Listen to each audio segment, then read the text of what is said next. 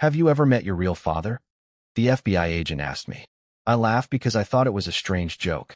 Then he opened a folder and pushed a photograph across the table. My smile disappeared. The man in the picture looked exactly like me. I had never seen him before. I had spent 38 years believing my father died before I was born. Now an FBI agent was telling me that might have been a lie. If you enjoy stories about family secrets that turn everything upside down, subscribe to Family Betrayal. And just so you know, the faces, photos, and background scenes in this video are visual recreations meant only to help imagine the story. The agent told me his name was Daniel. He said the documents had been sealed for decades. My hands started shaking as I asked, "Who is he?" I could barely hear my own voice. Daniel didn't answer immediately. Instead, he showed me a birth record with a name I had never heard my mother mention. Then came the part that scared me. My mother had signed it. I remembered her always refusing to discuss my father. Whenever I asked, she would say, "Some things are better left buried." I thought that was grief.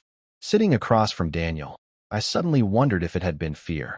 Then he said, "Your father didn't abandon your mother. He disappeared for a reason." I stared at him, waiting for the explanation. He closed the folder and said, "Before I tell you why, you need to understand what your family did next." I couldn't sleep that night. Every memory of my childhood suddenly felt suspicious. The old stories about my father, the locked box in my mother's closet, even the way she changed the subject whenever his name came up. Daniel called the next morning and asked me to meet him again. This time, he brought a second file. Inside was a photograph of my mother standing beside the same man from the first picture. They were young, smiling, and holding a baby. Me. I felt sick. Why would she hide this? I asked. Daniel said there was more. My father had been an FBI informant investigating a group involved in financial crimes. He vanished shortly after my birth because someone inside the investigation discovered his identity. My mother had been warned that if she contacted him, I could become a target too. For years, she protected me by pretending he was dead. I wanted to be angry, but then I remembered how she used to check the windows before bed. I remembered her fear whenever an unknown car slowed near our house. Maybe she had been carrying this secret alone for decades. Still, one question wouldn't leave me alone. If my father was alive, where was he? Daniel looked at me and said, "That's the question we need you to help answer." I agreed, even though part of me was terrified. I knew I was opening a door I could never close again. Then he slid one final photograph toward me. On the back was a date from only 6 months earlier. Someone had recently seen my father. And according to Daniel, that person had been watching me too. The next week changed everything. Daniel took me to a quiet office and showed me records connecting my father's disappearance to a man who had recently been released from prison. That man had once worked with my father. He knew the entire story, but he refused to speak unless I agreed to meet him. I was furious. I wanted answers, not another mystery. But I went. He looked at me for a long moment and whispered, "You have your father's eyes." Then he told me something my mother had never known. My father hadn't simply vanished. He had spent years moving from place to place under another name, helping investigators track the people who wanted him dead.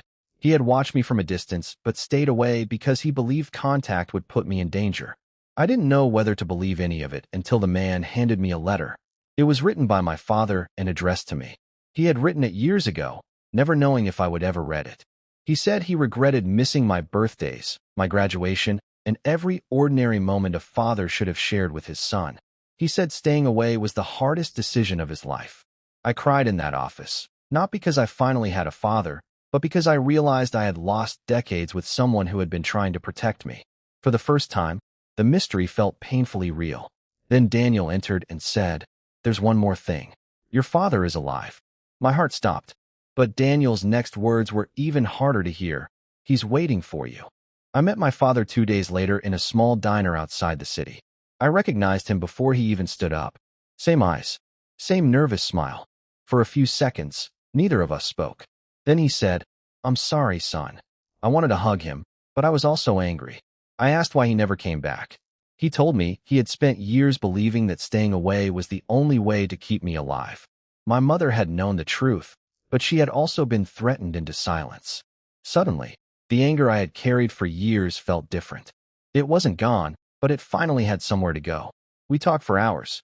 He told me about the birthdays he remembered, the letters he wrote but never sent, and the times he secretly saw me from a distance.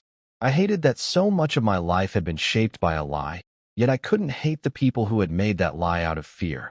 Before I left, my father gave me the old photograph Daniel had shown me.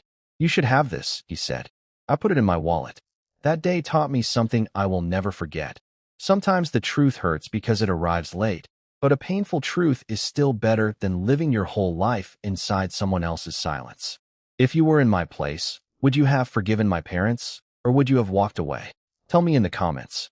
Share this story with someone who understands how complicated family can be, and subscribe to Family Betrayal. I spent 38 years searching for a father I thought was gone, only to discover he had been searching for a way back to me.